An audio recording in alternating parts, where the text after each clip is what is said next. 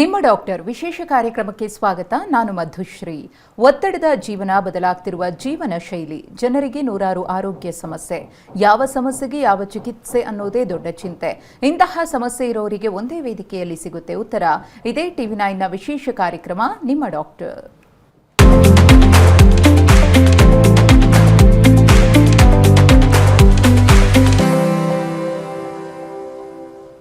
ವಯಸ್ಸಾದಂತೆ ಆರೋಗ್ಯದಲ್ಲಿ ಏರುಪೇರಾಗೋದು ಸಾಮಾನ್ಯ. ಅದರಲ್ಲೂ 40 ವರ್ಷ ದಾಟಿದ ಮೇಲಂತೂ ಮೊಣಕಾಲಿನ ಸಮಸ್ಯೆ ಕಾಣಿಸಿಕೊಳ್ಳುತ್ತೆ. ಅಧಿಕ ತೂಕ, ಕ್ಯಾಲ್ಸಿಯಂ ಕೊರತೆ, ಅನುಚಿತ ವ್ಯಾಯಾಮ, ಮೊಣಕಾಲು ಚಿಪ್ಪಿನ ಸವೆತ, ಹೀಗೆ ಅನೇಕ ಕಾರಣಗಳಿಂದ ಮೊಣಕಾಲಿನ ನೋವು ಕಾಣಿಸಿಕೊಳ್ಳುತ್ತೆ.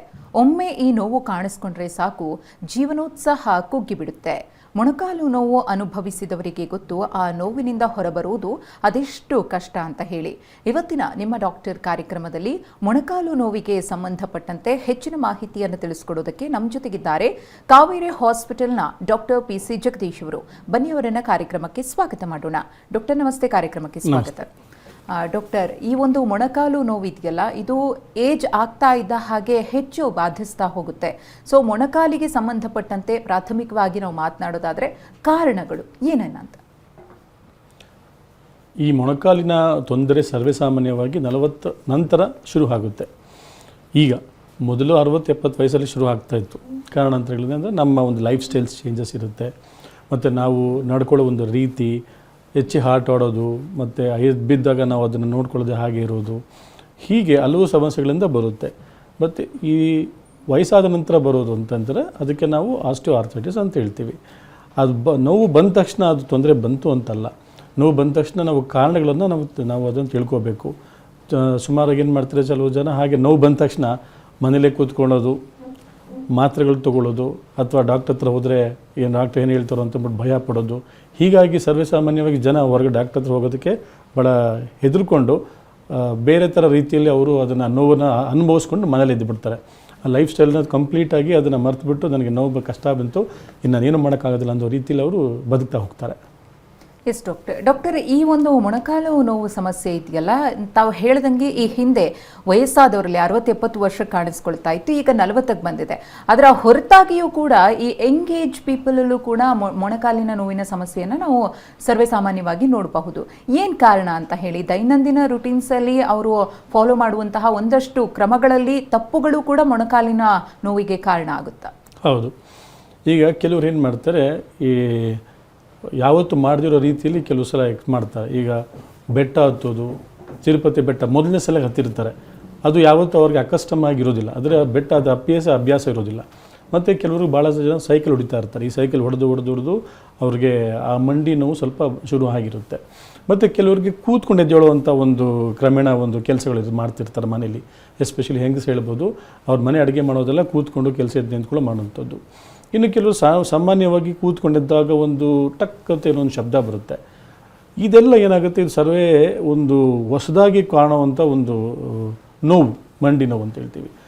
ಇದು ನಮ್ಮ ಲೈಫ್ ಸ್ಟೈಲ್ ಚೇಂಜಸ್ ಆಗಿರಲ್ಲ.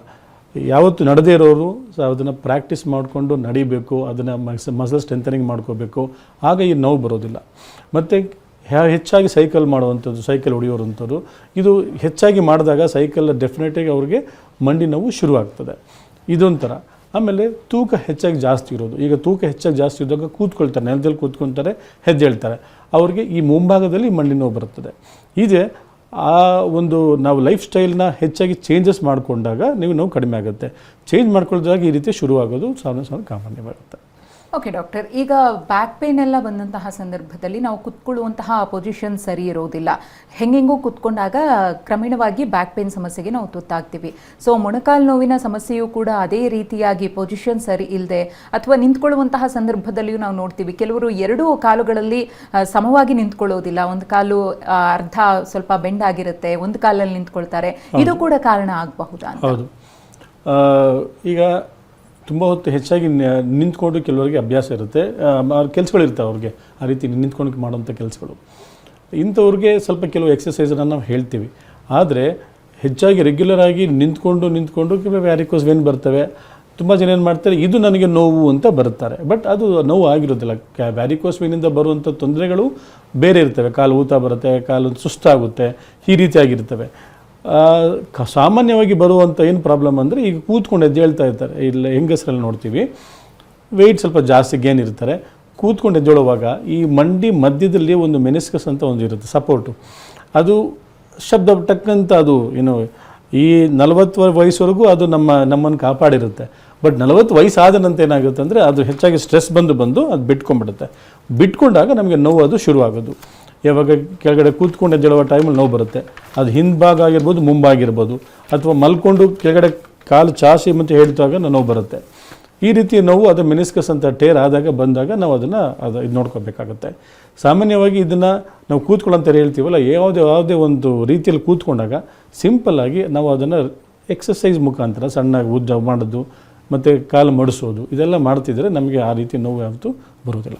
ಓಕೆ ಡಾಕ್ಟರ್, ಈಗ ಕೆಲವೊಂದು ಸಮಸ್ಯೆಗಳು ಅದು ಕ್ರಮೇಣ ಗುಣ ಆಗಬಹುದು, ಆದರೆ ಕೆಲವೊಂದು ಸಮಸ್ಯೆಗಳು ದೀರ್ಘಾವಧಿಯವರೆಗೂ ಕೂಡ ಇರುತ್ತೆ. ಪರ್ಟಿಕ್ಯುಲರ್ ಆಗಿ ಅದು ಮೊಣಕಾಲಿಗೆ ಸಂಬಂಧಪಟ್ಟಂತಹ ಸಮಸ್ಯೆಯೇ ಆಗಿರುತ್ತೆ. ಇನ್ನು ಕೆಲವೊಂದು ಕಾಲು ಜೋಮ್ ಇದ್ದಾಗ ಕಾಲು ಪೇನ್ ಬರೋದು, ಅಥವಾ ಕೆಲ ಕಾರಣಾಂತರಗಳಿಂದಾಗಿ ವಾತಾವರಣದಲ್ಲಿ ಬದಲಾವಣೆ ಆದಾಗ ಕಾಲು ಪೇನ್ ಬರೋದು ನಾವು ನೋಡಿದ್ದೀವಿ. ಆದರೆ ದೀರ್ಘಾವಧಿಯ ಮೊಣಕಾಲು ಸಮಸ್ಯೆಯನ್ನು ಒಬ್ಬ ವ್ಯಕ್ತಿ ಹೇಗೆ ಕಂಡುಹಿಡಿಬೇಕು, ಅದರ ಲಕ್ಷಣಗಳೇ ಹೇಗಿರುತ್ತೆ ಅಂತ? ಈಗ ಎರಡು ರೀತಿ ನಾವು ಹೇಳ್ತೀವಿ ಮೊಣಕಾಲು ನೋವು ಅಂತ ಬರುವಂಥದ್ದು. ಒಂದು ಇನ್ಫ್ಲಮೇಟರಿ ಆರ್ಥ್ರೈಟಿಸ್ ಅಂತ ಹೇಳ್ತೀವಿ, ಇನ್ನೊಂದು ನಾನ್ ಇನ್ಫ್ಲಮೇಟರಿ ಆರ್ಥ್ರೈಟಿಸ್ ಅಂತ. ಇನ್ಫ್ಲಮೇಟರಿ ಆರ್ಥ್ರೈಟಿಸ್ ಅಂದರೆ ಸಾಮಾನ್ಯವಾಗಿ ನಮ್ಮ ಒಂದು ರೋಗನೇ ಬರುತ್ತೆ ಅಂತ ಒಳಗಡೆ. ಈಗ ರುಮಟಾಯ್ಡ್ ಆರ್ಥ್ರೈಟಿಸ್ ಅಂತ ಹೇಳ್ತೀವಿ, ಯೂರಿಕ್ ಆ್ಯಸಿಡ್ ಅಂತ ಜಾಸ್ತಿ ಇರ್ಬೋದು, ಈ ಒಂದು ಬೇರೆ ರೀತಿಯಲ್ಲಿ ನಮಗೆ ಬರುವಂಥದ್ದು ಇನ್ಫ್ಲಮೇಟರಿ ಆರ್ಥ್ರೈಟಿಸ್ ಅಂತೀವಿ. ಇದು ಕ್ರಮೇಣವಾಗಿ ಈ ನಮ್ಮ ಮೊಣಕಾಲಂಥವ್ರ ಕಾರ್ಟಿಲೇಜನ್ನು ಹೆಚ್ಚಾಗಿ ಡ್ಯಾಮೇಜ್ ಮಾಡಿ ನಮಗೆ ನೋವು ಶುರು ಮಾಡುವಂಥದ್ದು. ಮತ್ತೊಂದು ಏನಂದರೆ ನಾನ್ ಇನ್ಫ್ಲಮೇಟರಿ ಆರ್ಥ್ರೈಟಿಸ್ ಅಂದರೆ ಇದು ನಮ್ಮ ಏಜ್ ಹೋಗ್ತಾ ನಮ್ಮ ವೇರ್ ಆ್ಯಂಡ್ ಟೇರ್ ಹೆಚ್ಚಾಗಿ ಸವದಾಗ ಕಾರ್ಟ್ಲೇಜು ಅದರ ಒಂದು ದಪ್ಪ ಸಣ್ಣದಾಗುತ್ತೆ, ಕಮ್ಮಿ ಆಗುತ್ತೆ. ಆಗ ಬರುವಂಥದ್ದು ನಾವು ನಾನ್ ಇನ್ಫ್ಲಮೇಟರಿ ಆರ್ಥ್ರೈಟಿಸ್ ಅಂತೀವಿ. ಏಜ್ ರಿಲೇಟೆಡು ಹೇಗೆ ನಮ್ಮ ಕೂದಲು ಬೆಳ್ಳಗಾಗುತ್ತೋ, ನಮ್ಮ ಚರ್ಮ ಎಲ್ಲ ಒಂಥರ ನೆರಗೊಟ್ಕೊಳ್ಳುತ್ತೋ, ಅದೇ ರೀತಿಯಲ್ಲಿ ನಮಗೆ ಈ ಕಾರ್ಟ್ಲೇಜನ್ನು ಅದು ಥಿಕ್ನೆಸ್ಸು ಕಡಿಮೆ ಆಗ್ತಾ ಹೋಗುತ್ತೆ, ಅದರ ಒಂದು ದಪ್ಪನೂ ಕಡಿಮೆ ಆಗ್ತಾ ಇರುತ್ತೆ. ಇದು ಕ್ರಮೇಣವಾಗಿ ಹೆಚ್ಚಾಗಿ ನೋವು ಸ್ಟಿಫ್ನೆಸ್ ಆಗಿ ಉಳ್ಕೊಳ್ಳುತ್ತೆ. ಈಗ 2 ಕಿಲೋಮೀಟ್ರ್ ನಡೀತಾ ಇರ್ತೀನಿ, 3 ಕಿಲೋಮೀಟ್ರ್ ನಡೀತಾ ಇರ್ತೀನಿ, ನನ್ನ ಒಂದು ಸ್ಟೆಪ್ಸು ಕಡಿಮೆ ಆಗಿಬಿಡುತ್ತೆ. ಅಂದರೆ ನಾನು 4 ಕಿಲೋಮೀಟ್ರ್ ನಡೀತಾ ಇದ್ದಂಗೆ ನನಗೆ ಕಾಲು ಭಾರ ಆಗುತ್ತೆ, ನೋವು ಶುರು ಆಗುತ್ತೆ, ಕೂತ್ಕೋಬೇಕು ಅನಿಸುತ್ತೆ. ಇದು ಒಂದು ಕ್ರಮೇಣ ಶುರು ಆಗೋದು. ಹಾಗೆ ಪರ್ಸಿಸ್ಟೆಂಟಾಗಿ ಮತ್ತು ರಾತ್ರಿ ಹೊತ್ತು ನೋವು ಕಷ್ಟ ಇರುತ್ತೆ, ಅದಕ್ಕೆ ಮಾತ್ರೆ ತೊಗೋಬೇಕು. ಹಾಗೆ ತುಂಬ ದಿನವೂ ತುಂಬ ಪ್ರತಿ ಒಂದು ದಿನಗಳನ್ನೆಲ್ಲ ಪೂರ್ತಿ ನೋವಿರುತ್ತೆ. ಈ ರೀತಿ ಚೇಂಜಸ್ ಬಂದಾಗ ನಮಗೆ ಅನ್ಕೋಬೇಕು ಏನೋ ಒಂದು ಸ್ವಲ್ಪ ನೋವು ತೋರಿಸ್ಕೋಬೇಕಾಗುತ್ತೆ ಅಂತ ಅರ್ಥ ಮಾಡ್ಕೋಬೇಕು. ಓಕೆ ಡಾಕ್ಟರ್, ಈ ಮೊಣಕಾಲು ನೋವು ಸಮಸ್ಯೆ ಕಾಣಿಸ್ಕೊಂಡಾಗ ಒಬ್ಬ ವ್ಯಕ್ತಿ ಮಾಡುವಂತಹ ತಪ್ಪುಗಳ ಬಗ್ಗೆ ನಾವು ಮಾತನಾಡೋದಾದರೆ ಏನೇನು ಮಿಸ್ಟೇಕ್ಸ್ ಮಾಡಿ ಸಣ್ಣ ಪ್ರಮಾಣದ ಸಮಸ್ಯೆಯನ್ನು ಅಥವಾ ಸಣ್ಣದಾಗೆ ಚಿಕಿತ್ಸೆಯನ್ನು ಪಡೆದು ಗುಣಪಡಿಸ್ಕೊಳ್ಬೇಕಾದಂತಹ ಸಮಸ್ಯೆಯನ್ನು ದೊಡ್ಡದು ಮಾಡ್ಕೊತಾರೆ ಅಂತ? ಸಾಮಾನ್ಯವಾಗಿ ಏನು ಮಾಡ್ತಾರೆ, ಈಗ ನೋವು ಬಂದಾಗ ಅವರೇ ಒಂದು ಮನೆ ಮದ್ದುಗಳನ್ನ ತೊಗೊಳ್ತಾರೆ, ಡಾಕ್ಟರ್ ಹತ್ರ ಹೋಗಲ್ಲ, ನನಗೇನೋ ಪೇಯ್ನ್ ಬಂತು ಅಂತ ಹಾಗೆ ಬಿಟ್ಬಿಡ್ತಾರೆ. ಮತ್ತು ಈ ಲೈಫ್ ಸ್ಟೈಲನ್ನು ಚೇಂಜಸಲ್ಲಿ ಏನು ಹೇಳ್ತಾರೆ, ವಾಕ್ ಮಾಡ್ತಿರ್ತಾರೆ, ದಿನ ಒಂದು ವಾಕ್ ಮಾಡೋ ಅಭ್ಯಾಸ ಇರುತ್ತೆ, ಆ ವಾಕ್ ಮಾಡೋದನ್ನ ತಪ್ಪಿಸ್ಬಿಡ್ತಾರೆ. ಇದರಿಂದ ಏನಾಗುತ್ತೆ, ಅವರು ವೆಯ್ಟ್ ಗೇನ್ ಆಗುತ್ತೆ. ಇನ್ನು ಕೆಲವರಂತೂ ಡಾಕ್ಟರ್ ಹತ್ರನೇ ಬರೋದಿಲ್ಲ ಫಸ್ಟ್ ಆಫ್ ಆಲ್. ಯಾಕೆಂದರೆ ಡಾಕ್ಟರ್ ಬಂದ ತಕ್ಷಣ ಡಾಕ್ಟರ್ ಸರ್ಜರಿ ಅಂತ ಹೇಳ್ಬಿಡ್ತಾರೆ ಅಂದ್ಬಿಟ್ಟು ಭಯ ಪಡ್ಕೊಂಡ್ಬಿಡ್ತಾರೆ. ಈ ತಪ್ಪುಗಳನ್ನ ಮಾಡೋಕ್ಕೆ ಹೋಗಬೇಡಿ. ಯಾಕಂದರೆ ನಮಗೆ ಒಂದು ಮೊದಲಿನ ನಂತರ ಫಸ್ಟ್ ನಮಗೆ ಅದೇನು ತೊಂದರೆ ಏನು ಕಾರಣ ತಿಳಿದಾಗ ನಾವು ಕೊಡೋ ಚಿಕಿತ್ಸೆ ನಿಮಗೆ ಭಾಳ ಈಸಿಯಾಗಿ ಸುಲಭವಾಗಿ ನೋವು ಕಂಡುಹಿಡ್ಕೊಂಡು ಚೆನ್ನಾಗಿರುತ್ತೆ. ಹಾಗಿದ್ರೆ ಮನೆ ಮದ್ದು ಮಾಡ್ಕೊಳ್ಳೋರು ಬಹಳ ಕೇರ್ಫುಲ್ ಆಗಿರಬೇಕು. ಒಂದು ವೇಳೆ ನಿರ್ಲಕ್ಷ್ಯ ಮಾಡಿದ್ದೆ ಆದರೆ ಯಾವ ರೀತಿ ಒಂದು ಕ್ರಿಟಿಕಲ್ ಸಿಚುವೇಶನ್ಗೆ ಈ ಒಂದು ಮೊಣಕಾಲು ನೋವಿನ ಸಮಸ್ಯೆ ತಂದಿಡಬಹುದು ಅಂತ ಡಾಕ್ಟರ್? ಈಗ ನೋಡಿ, ನಿಮಗೆ ನೋವು ಬಂದಿದೆ, ನಮಗೆ ಕಾರಣ ಗೊತ್ತಾದರೆ ನಾವು ಸಿಂಪಲ್ ಆಗಿ ನಿಮಗೆ ಅಡ್ವೈಸ್ ಮಾಡ್ಬೋದು. ಏನಂದರೆ ಮಾತ್ರೆಗಳು ಕೊಡ್ತೀವಿ, ಆಂಟಿ ಇನ್ಫ್ಲಮೇಟರಿ 12 ದಿನ ಕೊಡ್ತೀವಿ, ಮತ್ತು ಎಕ್ಸಸೈಸ್ ಹೇಳ್ಕೊಡ್ತೀವಿ. ಕೆಲವು ಸರಿ ಏನಾಗುತ್ತೆ, ಈ ಮಸಲ್ಸ್ಗಳು ಸ್ನಾಯುಗಳನ್ನ ಹೇಳ್ತೀವಿ, ಅದು ವೀಕ್ ಆಗಿಬಿಟ್ಟಿರುತ್ತೆ. ಅದನ್ನು ನಾವು ಎಕ್ಸಸೈಸ್ ಮಾಡಿದಾಗ ಆ ಒಂದು ನೋವಿನ ಅಂಶ ಕಡಿಮೆ ಆಗುತ್ತೆ. ಮತ್ತು ಈ ಜಾಯಿಂಟ್ಗೆ ಏನಾಗುತ್ತೆ, ಯಾವತ್ತೂ ಅದಕ್ಕೆ ಲೂಬ್ರಿಕೇಷನ್ ಆಗ್ತಾ ಇರಬೇಕು. ಅಂದರೆ ಇವಾಗ ನಾವು ಯಾವುದೇ ಒಂದು ಪಾರ್ಟ್ಸ್ ತಗೊಳ್ಳಿ, ಆ ಪಾರ್ಟ್ಸ್ಗೆ ಕರೆಕ್ಟಾಗಿ ಎಣ್ಣೆ ಹಾಕಿದಾಗ ಕ್ರೀಕಿಂಗ್ ನಾಯ್ಸ್ ಬರೋದಿಲ್ಲ. ಹಾಗಾಗಿ ಅದೇ ರೀತಿ ನಮಗೆ ಮಂಡಿಗಳಿಗಾಗಲಿ ಯಾವುದೇ ಜಾಯಿಂಟ್ಸ್ಗಾಗಲಿ ಒಳಗಡೆ ಸೈನೋವಿಯಲ್ ಫ್ಲೂಯಿಡ್ ಅಂತ ಇರುತ್ತೆ, ಅದು ಎಷ್ಟು ಕ್ಲೀನಾಗಿ ಎಲ್ಲ ಒಂದು ಕಾರ್ನರ್ಗೆ ಹೋಗಿ ಚೆನ್ನಾಗಿರುತ್ತೋ ಅಷ್ಟೇ ನೋವು ಕಡಿಮೆ ಆಗುತ್ತೆ. ಮತ್ತು ಕಾರ್ಟ್ಲೇಜು ಲೈಫ್ ಸ್ಟೈಲು ತುಂಬ ಚೆನ್ನಾಗಿರುತ್ತೆ. ಸೊ ಅದನ್ನು ನಾವು ಸಿಂಪಲ್ ಎಕ್ಸಸೈಸ್ ಮುಖಾಂತರ ಹೇಳ್ಕೊಡ್ತೀವಿ. ಮತ್ತು ಕೆಲವು ಸಲ ಇದೆರಡೂ ಕಡಿಮೆ ಆಗದೆ ಹೋದಾಗ ನಾವು ಒಂದು ಸಿಂಪಲಾಗಿ ಕೆಲವು ಸಲ ಇಂಜೆಕ್ಷನ್ ಕೊಡ್ತೀವಿ. ಆ ಇಂಜೆಕ್ಷನಿಂದ ನೋವು ಭಾಳ ಕಡಿಮೆ ಆಗುತ್ತೆ. ಸೊ ಈ ರೀತಿಯೆಲ್ಲ ನೀವು ಟ್ರೀಟ್ಮೆಂಟ್ನ ಮಿಸ್ ಮಾಡ್ಕೊಂಡ್ಬಿಡ್ತೀರ. ಸಿಂಪಲಾಗಿ ಪ್ರಿವೆಂಟಿವ್ ಮಾಡೋದು ಮತ್ತು ಅದನ್ನು ಅರ್ಲಿಯಾಗಿ ನಾವು ಡಯಾಗ್ನೋಸ್ ಮಾಡಿದಾಗ ಗೊತ್ತಾದಾಗ ಇದೆಲ್ಲ ನೀವು ಟ್ರೀಟ್ಮೆಂಟ್ ಮಿಸ್ ಮಾಡ್ಕೋಬೋದು. ಓಕೆ ಡಾಕ್ಟರ್, ಈಗ ಎಷ್ಟೋ ಮಂದಿ ತಾವೇ ಹೇಳ್ತಾ ಇದ್ರಿ ಈ ಸರ್ಜರಿ ಅನ್ನೋ ಕಾರಣಕ್ಕೆ ಅಥವಾ ಆ ಭಯದಿಂದಲೇ ಆಸ್ಪತ್ರೆ ಕಡೆ ಬರೋದಿಲ್ಲ ಅಂತ ಹೇಳಿ. ಸೊ ಯಾವ ಹಂತದಲ್ಲಿ ಸರ್ಜರಿ ಅನ್ನೋದು ಪ್ರಮುಖವಾಗುತ್ತೆ ಅಂತ ಹೇಳಿ ಅಥವಾ ಮಾಡಲೇಬೇಕಾದಂತಹ ಪರಿಸ್ಥಿತಿ ಬರುತ್ತೆ ಅಂತ? ಈಗ ಕೆಲವರಿಗೆ ಮಂಡಿ ನಾವು ಎಕ್ಸ್ರೇ ಫಸ್ಟು ನಾವು ನೋಡೋದು ಎಕ್ಸಾಮಿನೇಷನ್ ಮಾಡಿದ ತಕ್ಷಣ ಎಕ್ಸ್ರೇ ಮಾಡ್ತೇವೆ. ಎಕ್ಸ್ರೇ ಮಾಡಿದಾಗ ನಮಗೆ ಗೊತ್ತಾಗುತ್ತೆ ಎಷ್ಟು ಜಾಗ ಇರಬೇಕು. ಎರಡೂ ನಾವು ಸ್ಪೇಸ್ ಅಂತ ಹೇಳ್ತೀವಿ. ಈಗ ನಮ್ಮ ಮಂಡಿಯ ಎರಡು ಸೈಡ್ ಇರುತ್ತೆ, ಮೀಡಿಯಲ್ ಮತ್ತು ಲ್ಯಾಟ್ರಲ್ ಕಂಪಾರ್ಟ್ಮೆಂಟ್ ಅಂತ ಹೇಳ್ತೀವಿ. ಆ ಎರಡೂ ಜಾಗ ಚೆನ್ನಾಗಿರಬೇಕು. ಕೆಲವರು ಏನಾಗುತ್ತೆ, ಈ ವಯಸ್ಸಾದ ನಂತರ ಒಂದೇ ಒಂದು ಭಾಗದಲ್ಲಿ ಅದು ಉಜ್ಜಕ್ಕೆ ಶುರುವಾಗುತ್ತೆ. ಉದಾಹರಣೆ ಕೊಡಬೇಕಾದ್ರೆ ನಾವು ಕಾರು ಟೈರು ಕರೆಕ್ಟಾಗಿ ಬ್ಯಾಲೆನ್ಸ್ ಆಗಿಲ್ಲ ಅಂತಂದರೆ ಒಂದೇ ಕಡೆ ಸವಿಯೋಕ್ಕೆ ಶುರು ಆಗುತ್ತೆ. ಆವಾಗ ನಾವು ಅದನ್ನು ರೀಪ್ಲೇಸ್ ಮಾಡಬೇಕು ಅಂತ ನಮ್ಗೆ ಗೊತ್ತಾಗುತ್ತೆ, ಯಾರಾದ್ರೂ ಟೆಕ್ನಿಕಲ್ ಅಥವಾ ಕರ್ಕೊಂಡು ಹೋದಾಗ. ಹಾಗೆ ಯಾವಾಗ ನಮಗೆ ಆ ಒಂದು ಜಾಗದಲ್ಲಿ ಸ್ಪೇಸ್ ಕಡಿಮೆ ಅಂತ ಗೊತ್ತಾಗುತ್ತೋ ನಾವು ಆವಾಗ ಅದನ್ನು ಟ್ರೀಟ್ಮೆಂಟ್ ಬಗ್ಗೆ ಹೇಳ್ತೀವಿ. ಫಸ್ಟ್ ಆಫ್ ಆಲ್ ಇಮಿಡಿಯೇಟಾಗಿ ನಾವು ಈ ನೀ ರಿಪ್ಲೇಸ್ಮೆಂಟ್ ಬಗ್ಗೆ ನಾವು ಅಡ್ವೈಸ್ ಮಾಡೋದು. ಈಗೇನಂತ ಹೇಳ್ತೀವಿ, ನಮ್ಮ ಒಂದು ಜಾಯಿಂಟನ್ನು ನಾವೇ ಉಳಿಸ್ಕೊಳ್ಳೋದಕ್ಕೆ ಕೆಲವು ಕ್ರಮಗಳಿವೆ.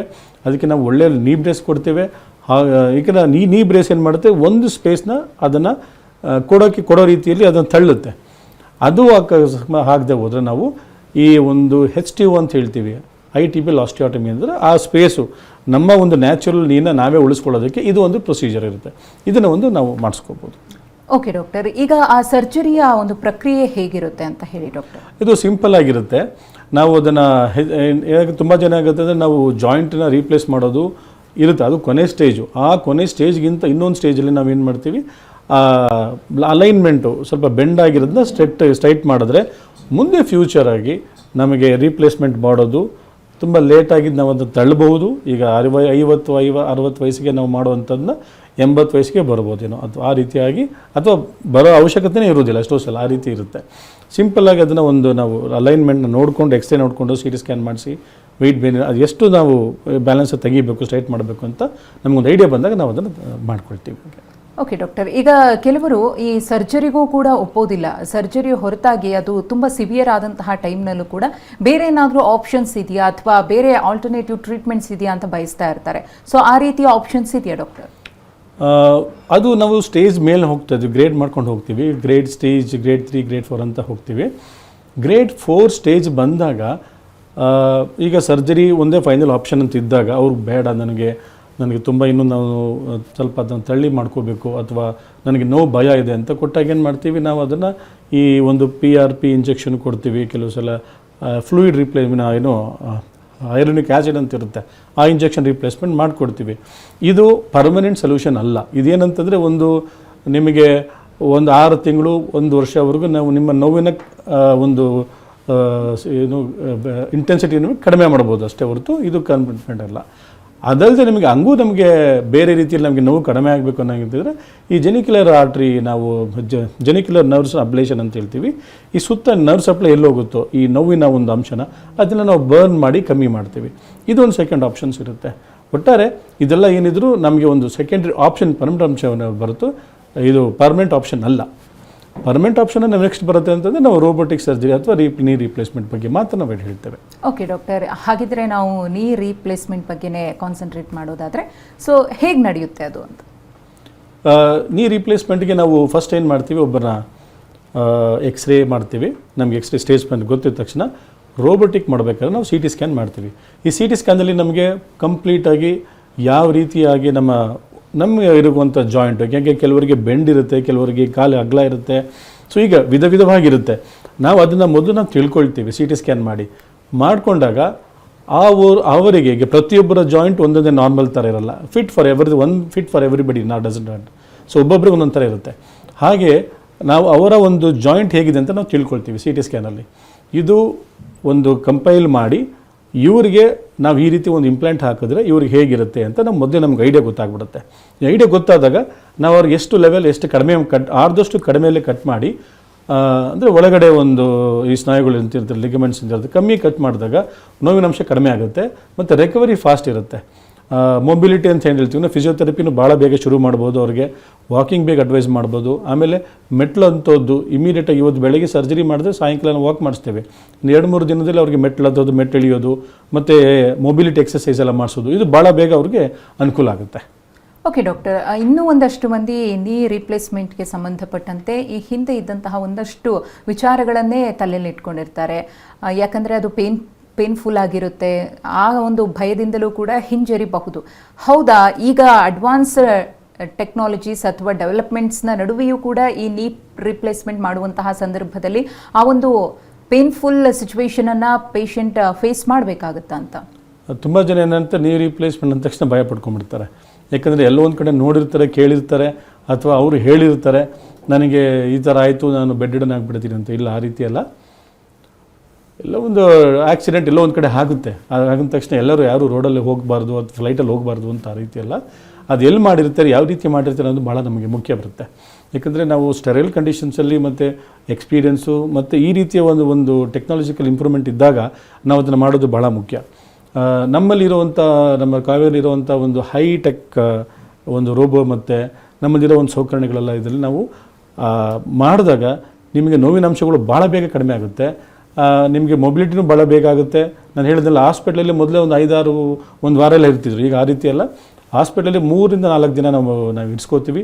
ಮತ್ತು ನಾವು ಮಾಡೋದು ಟೆಕ್ನಿಕ್ಗಳು ಭಾಳ ಇವಾಗ ಇಂಪ್ರೂವ್ ಆಗಿದೆ. ಮೊದಲು ಮಾಡ್ತಿರೋ ಟೆಕ್ನಿಕ್ಕು ಈಗ ಮಾಡ್ತಿರೋ ಟೆಕ್ನಿಕ್ಕು ಭಾಳ ವ್ಯತ್ಯಾಸಗಳಿದೆ.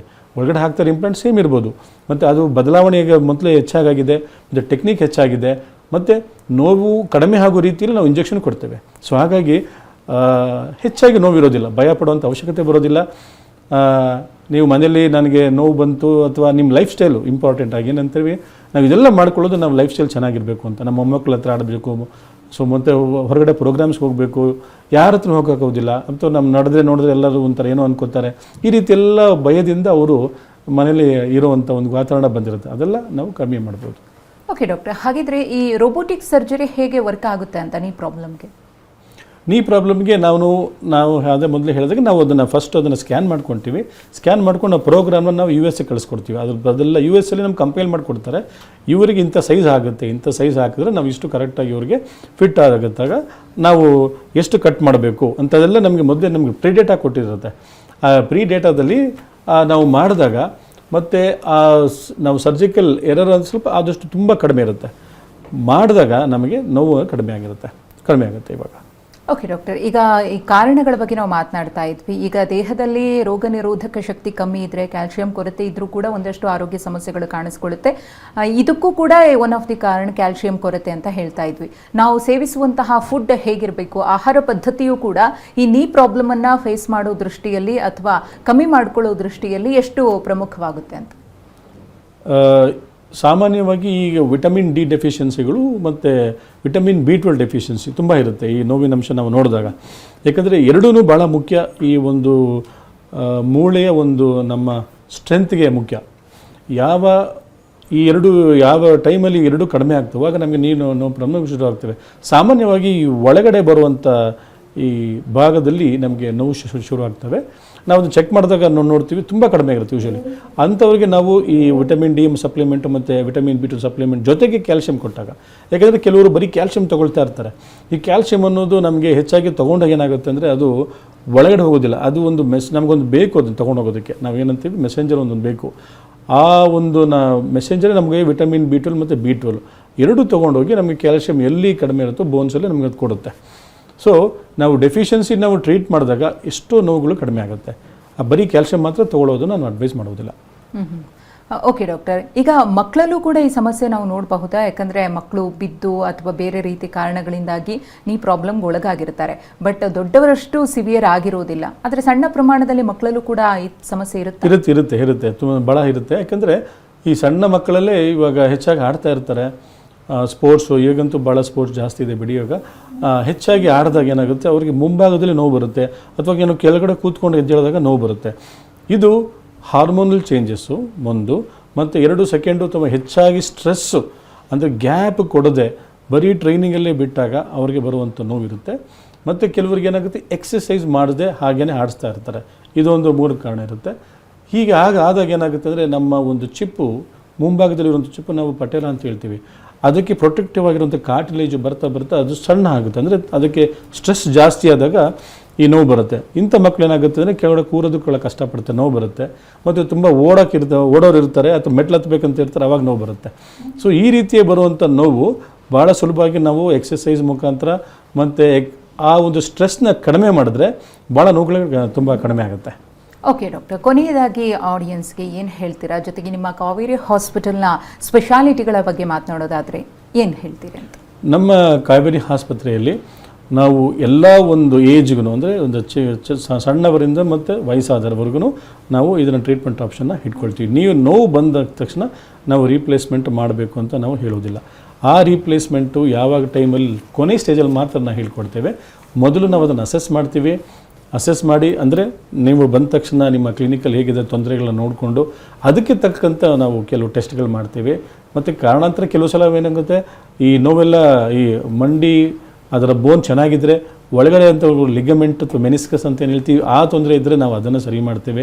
ಆಮೇಲೆ ಏಜ್ ರಿಲೇಟೆಡ್ ಹೇಗೆ ನಾವು ವಯಸ್ಸಾದರೆ ಕೊನೆಯ ವಯಸ್ಸು ಅಂತ ಹೇಳ್ತೀವಿ ಅಂದರೆ 60 ವಯಸ್ಸಿಗೆ ಅಂತಲ್ಲ, ಏವನ್ 70-80 ವಯಸ್ಸು ಆ್ಯಕ್ಟಿವ್ ಆಗಿರೋರ್ಗು ನಾವು ಮಾಡ್ಬೋದು. ನನಗೆ ವಯಸ್ಸಾಗಿಲ್ಲ, ನಾನು ತುಂಬ ವಯಸ್ಸಾಗಿದೆ, ನನಗಿನ್ನೂ ಏನು ಮಾಡೋಕ್ಕಾಗೋದಿಲ್ಲ ಅಂತ ಆ ಸ್ಟೇಜ್ ಅಂತೇನಿಲ್ಲ, ವಯಸ್ಸಾದವ್ರಿಗೂ ನಾವು ಮಾಡ್ತೀವಿ. ನಿಮ್ಮ ಆ್ಯಕ್ಟಿವ್ ಅಂದರೆ ನಿಮ್ಮ ಲೈಫ್ನ ನೀವು ಆ್ಯಕ್ಟಿವ್ ಆಗಿರುವಂಥ ಒಂದು ಹೇಗಿರುತ್ತೋ ಅದನ್ನು ನಾವು ನೋಡ್ಕೊಳ್ಳೋ ಜವಾಬ್ದಾರಿ ನಮ್ಗೆ ಇದು ಮಾಡ್ತೀವಿ. ಓಕೆ ಡಾಕ್ಟರ್, ಇದುವರೆಗೂ ಕಾರ್ಯಕ್ರಮದಲ್ಲಿ ಭಾಗಿಯಾಗಿ ಸಾಕಷ್ಟು ಮಾಹಿತಿಯನ್ನು ತಿಳಿಸ್ಕೊಟ್ರಿ, ಧನ್ಯವಾದ. ನಮಸ್ಕಾರ. ವೀಕ್ಷಕರೇ, ವೈದ್ಯರ ನೇರ ಭೇಟಿಗಾಗಿ ಈ ಅಡ್ರೆಸ್ ಅನ್ನು ನೋಟ್ ಮಾಡ್ಕೊಳ್ಳಿ. Kaveri hospital, electronic city, Bengaluru. ದೂರವಾಣಿ ಸಂಖ್ಯೆ 08068016801.